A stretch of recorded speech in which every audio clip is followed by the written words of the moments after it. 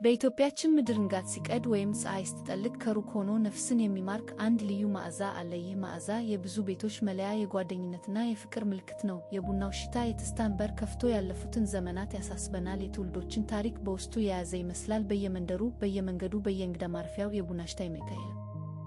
ቡና ለኢትዮጵያ ከቀላል መጠጥነት በላይ ነው። እሱ የባህል፣ የማህበራዊ ትስስር እና የመንፈሳዊ ሕይወታችን ወሳኝ አካል ነው። ከገጠር እስከ ከተማ፣ ከንጉሣዊ ቤተ መንግሥት እስከ ተራው ገበሬ ቤት ቡና ሁሌም የክብር ቦታ አለው። የኢትዮጵያውያን የዕለት ተዕለት ሕይወት ያለ ቡና አይታሰብም። እንግዶችን ለመቀበል፣ ሐዘንን ለመጋራት፣ ደስታን ለመግለጽ ወይም ዝም ብሎ ለመጫወት ቡናው ጊዜ ማለሚያ። ታዲያ ይህ ሁሉ ከየት የመጣ ነው? ለምን ቡና ለእኛ እንዲህ ትልቅ ቦታ አለው? ለምን የቡና ስነ ስርዓት ከቀላል መጠጥ ዝግጅት አልፎ ጥልቅ ትርጉም ያለው ባህላዊ ክዋኔ ሆነው? ዛሬ የቡና ስነ ስርዓት በኢትዮጵያ እንዴት ተጀመረ እና ምንስ ማለት ነው የሚለውን ጥያቄ አብረን እንፈትሻለን። ይህን ውብ ጉዞ ከእኔ ጋር አብራችሁ እንድትጓዙ ጋብዛችኋለሁ። መዓዛ፣ ሙያያ፣ አሮማ፣ ስፈንድ ይማርካል፣ ማይማርካው፣ ካፒታሊቲስ፣ ፌስኪነዲስ፣ ትስስር፣ ቴሴፍ፣ ካኔክሽን፣ ቦንድ፣ ክዋኔ፣ ካይዋይን፣ ፍሬቲያው፣ ፐርፎርማንስ፣ አክት። የቡናን አስደናቂ ታሪክ ስንመለከት መጀመሪያ ወደ አእምሮአችን የሚመጣው አንድ እረኛ ነው። ስሙም ካልዲ። ከብዙ መቶ ዓመታት በፊት በደቡብ ምዕራብ ኢትዮጵያ በዛሬው ካፋ ክልል ውስጥ ይኖር ነበር። ካልዲ የፍየሎችን መንጋ በለመለመው የአገሩ ሜዳና ኮረብታዎች ላይ እየጠበቀ ቀኑን የሚያሰፋ ታሪረኛ ነበር። አንድ ቀን ካልዲ ፍየሎቹ ያልተለመደ ባህሪ ሲያሳዩ አስተዋለ። በተለይም ከቀይ የቤሪ ፍሬዎች ያሏቸውን የጫካ ቁጥቋጦዎች ከበሉ በኋላ በሌሊትም ቢሆን በኃይል ሲዘሉና ሲሯሯጡ እንቅልፍ ሲያጡ ያድር ነበር። ካልዲ የፍየሎቹን ያልተለመደ ጉልበትና ንቃት አይቶ እጅግ ተገረመ። ፍየሎቹ ይህን ያህል ጉልበት የሚያገኙት ከየት እንደሆነ ለማወቅ እሱ ራሱ ካልዲም ፍሬውን ከቀመሰ በኋላ ራሱ ውስጥ ያልተጠበቀ ጉልበትና ንቃት ተሰማው። ድካሙ እንደቀለለለት፣ አእምሮውም እንደጠራ አስተዋለ። ይህን ግኝት በአካባቢው ለሚገኙት መነኮሳት አሳወቀ። መነኮሳቱ መጀመሪያ ላይ ይህን ነገር እንደ ሰይጣናዊ ተግባር በመቁጠር ፍሬዎቹን ወደ እሳት ወረወሯቸው። ነገር ግን ከእሳቱ ውስጥ የወጣው መዓዛ ከዚህ በፊት ያሸቱት እጅግ። ከዚያም መነኮሳቱ የተጠበሱትን ፍሬዎች ከእሳቱ አውጥተው በውሃ ውስጥ አፍልተው ጠጡት። ያን ምሽት ለመጀመሪያ ጊዜ በማታ ጸሎታቸው ወቅት ሳይተኙ ወይም ሳይደክሙ ሙሉ ለሙሉ ንቁ ሆነው ቆዩ። በዚህ መንገድ ነው ቡና ወይም በእኛ ቋንቋ ከቡና ከካፋ ደኖች ተነስቶ የዓለም ልብ የገዛው። የካልዲና የፍየሎቹ ታሪክም የቡና ትንሻው ነው። ሰፈር ካልዲ ካውዴ ቴኒያም ኦፍ ዲ ዋገንዳሬ ጎዋት ሄረደር እረኛ ኤሪያ ሰፐርድ ሄረደር ፍየሎች ፋይዋክ ጎዋትስ ቤሪ ፍሬዎች ቤረን ፍርሞች ቤረ ፍሬት መነኮሳት መነኮሳብ ማንግስ። የካልዲ ግኝት የፍየሎቹ ጉልበት ሰጪ ፍሬ መጀመሪያ ላይ ምናልባት ለጥንካሬና ለንቃት ብቻ ይፈለግ የነበረ ይመስላል። የእረኞች ጉልበት ማግኛ፣ የደከሙ መንገደኞች ማነቃቂያ። ነገር ግን የቡናው ተፈጥሮ ጣዕሙና የሚያመጣው ስሜት ከዚያ የበለጠ ነገር ሊሆን እንደሚችል ብዙም ሳይቆይ ታወቀ። ከቀላል የጉልበት ማግኛት አልፎ ቡና በሰዎች ሕይወት ውስጥ ልዩ ቦታ። የቡና ፍሬዎች መጀመሪያ መቆላት፣ ከዚያም መደቀቅ፣ በሸክላ ጀበና ውስጥ መፈላት፣ ከዚያም በፊንጃል ውስጥ መቅረብ። እያንዳንዱ እርምጃ የራሱ የሆነ ውበትና ትርጉም እየያዘ መጣ። ይህ ቀላል የመጠጥ ዝግጅት ቀስ በቀስ ወደ አንድ የተደራጀ ሥርዓት ተለወጠ። ሰዎች ቡናን ለመጠጣት ብቻ ሳይሆን ይህን ሂደት ለመለማመድና ለመካፈል መውደድ ጀመሩ። በተለይ ደግሞ የቡናው ሽታ ቤትን ሲሞላ የጎረቤትና የቤተሰብ አባላት አንድ ላይ ተሰብስበው የዕለቱን ወግ ሲያወጉ የቡናው ዋጋ ከራሱ ጣዕም በላይ ከፍ አለ። ቡና ከእንግዳ ተቀባይነት፣ ከፍቅር፣ ከመከባበርና ከማህበራዊ ትስስር ጋር በጥብቅ ተሳሰረ። ጓደኝነት የሚጸናበት፣ ችግሮች የሚወያዩበት፣ ደስታ የሚካፈልበት ዋና መድረክ ሆነ። በየዕለቱ የጠዋትና የከሰዓት አረፍተ እንዲህም ነው የካልዲ ቀላል ግኝት ከዘመን ወደ ዘመን እየተሻገረ ከትውልድ ወደ ትውልድ እየተላለፈ ዛሬ የምናውቀውን ጥልቅ ትርጉም ያለውን የቡና ስነ ስርዓት መሰረት የጣለው። ቡና መጠጥ ብቻ ሳይሆን የአንድ ሕዝብ ማንነት፣ ታሪክና ማህበራዊ ሕይወት መግለጫ የሆነውም በዚህ መልኩ ነው።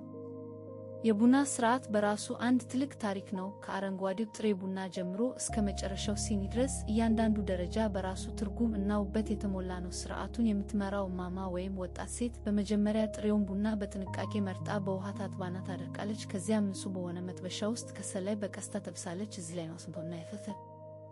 የቡና ፍሬዎቹ በከሰሉ ሙቀት እየተለዋወጡ ሲሄዱ ከቀላል አረንጓዴ ወደ ወርቃማ ከዚያም ወደ ጥቁር ቡናማ ቀለም ሲቀየሩ ማየት ዓይንን ይማርካል። የመጥበሻው ድምፅ፣ የቡና ፍሬዎቹ ሲገለባበጡ የሚሰሙት ለስላሳ ሽርሽር እና መላውን ቤት የሚያጥለቀልቅ ድንቅ መዓዛ ይሰማል። ይህ ሽታ የሥርዓቱ ዋነኛ አካል ነው። የጉዞ መጀመሪያ እንግዶችና የቤተሰብ አባላት በይፋ መጀመሩን ያውጃሉ። የአስተናጋጅ ጥንቃቄ የተሞላበት እጅ ቡናውን ከመጠን በላይ እንዳይጠበስ በየጊዜው ይገለብጠዋል።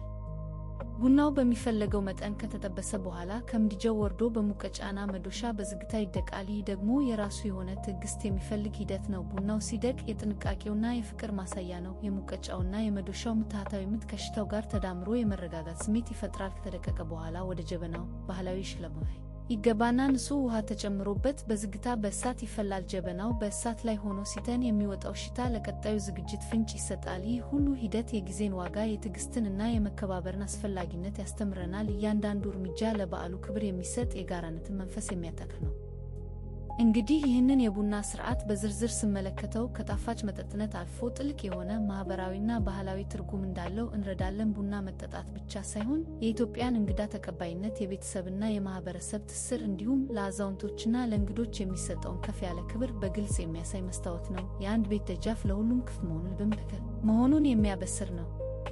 የቡናው ሽታ ከየቤቱ ሲወጣ የጎረቤትና የቤተሰብ አባላት ያለ ቀጠሮ የሚሰባሰቡበት፣ የዕለቱን ውሎ የሚተዋወቁበት፣ የልጆችም ሆነ የሀገርን ጉዳይ የሚመክሩበት፣ አንዳችም መችኮል የማይታይበት ሰዓት ነው። በዚያ ቅጽበት የዕለት ተዕለት ውጥረት ረግቦ ሁሉም ሰው በነፍሱ ሰላም አግኝቶ እርስ በርስ በመቀራረብ ፍቅርና አብሮነትን ያጣጥማል። በተለይም አዛውንቶች በክብር ወንበር ላይ ተቀምጠው፣ ወጣቶቹ ደግሞ በእግራቸው ተንበርክከው ቡና ሲያቀርቡ ለባህልና ለትውፊት ያለው አክብሮት ጎልቶ ይታያል። ይህ ትውልዶች የሚገናኙበት፣ ልምድና ዕውቀት የሚጋሩበት ልዩ አጋጣሚ ነው። አዛውንቶችም በየወገናቸው ጥበብ የተሞላበት ታሪክ፣ ተረትና ምሳሌ በመናገር ለወጣቶቹ የሕይወትን እሴቶች ያስተምራሉ። የመከባበር ቃል ኪዳን የሚታደስበት የተቀደሰ ጊዜ ይሆናል። ይህ የቡና ሥርዓት ከጽዋው ባሻገር በመካከላችን የሚፈጠረውን ንጹሕ ትስስር፣ የማህበረሰብን ዋጋና የሰው ልጅ ክብር የሚያሳየን እንጂ ከንጹህ መጠጥ በላይ ነው። የጊዜን ዋጋ፣ ትዕግስትና አብሮ የመሆን ደስታ በእጅጉ ያስተምራል። እንግዲህ ውድ ተመልካቾቻችን ከቡናው ጥቁር ፍሬ አንስቶ እስከ ጽዋው ሞቅታ ድረስ ያለውን ጉዞ አብረን ተጉዘናል። ከካልዲ ፍየሎች ታሪክ ጀምሮ ከትውልድ ወደ ትውልድ ሲተላለፍ የመጣውን የቡና ስነስርዓት ትርጉም ለማግኘት ሞክረናል። ታዲያ የኢትዮጵያ ቡና ስነስርዓት ምንድን ነው? የዚህ ጥያቄ መልስ አንድ ብቻ አይደለም። ቡና በኢትዮጵያ ውስጥ ከቀላል መጠጥነት የዘለለ ጥልቅ ትርጉም ያለው የባህል ምሰሶ ነው። እርሱ የእንግዳ ተቀባይነት ምልክት፣ የቤተሰብና የጎረቤት መተሳሰሪያ፣ የትውልዶች መገናኛ ድልድይ ነው። ቡና በኢትዮጵያዊ ቤት ውስጥ እንደ ቀላል ነገር አይታይም። የፍቅር፣ የአብሮነትና የመከባበር መሰረት ነው። በየዕለቱ በሚከናወነው በዚህ ቀላል በሚመስል ተግባር ውስጥ የኢትዮጵያ ሕዝብ ማንነት፣ ባህሉ፣ ታሪኩና የአኗኗር ዘይቤው በግልጽ ይንጸባረቃል። የቡናው መዓዛ የከሰሉ ኩሳት እነዚህ ሁሉ አንድ ላይ ተዳምረው ከየትኛውም የዓለም ክፍል የመጣን ሰው የኢትዮጵያን መንፈስ እንዲሰማው ያደርጋሉ። ቡና ስነስርዓት የቆየ ታሪክ ያለው ቢሆንም በየቀኑ በሺዎች በሚቆጠሩ ቤቶች ውስጥ እንደ አዲስ የሚነድ ሕያው ቅርስ ነው። የትም ቦታ ብትሆኑ የቡና ሽታ ሲያማላችሁ የኢትዮጵያዊነትን ሙቀትና የቤትን ናፍቆት ያስታውሳችኋል። በእርግጥም የቡና ስነስርዓት ከጽዋ በላይ ነው። የኢትዮጵያን ነፍስ የሚያንጸባርቅ መስታወት ነው። ይህን ታሪክ አብራችሁኝ ስለተከታተላችሁኝ ከልብ አመሰግናለሁ። የኢትዮጵያን ጥልቅ ታሪክና ባህል ማሰስ የምትፈልጉ ከሆነ ሰብስክራይብ በማድረግ ቤተሰባችንን እንዲቀላቀሉ ጋብዛችኋለሁ። የተባረከ ምሽት ይሁንላችሁ።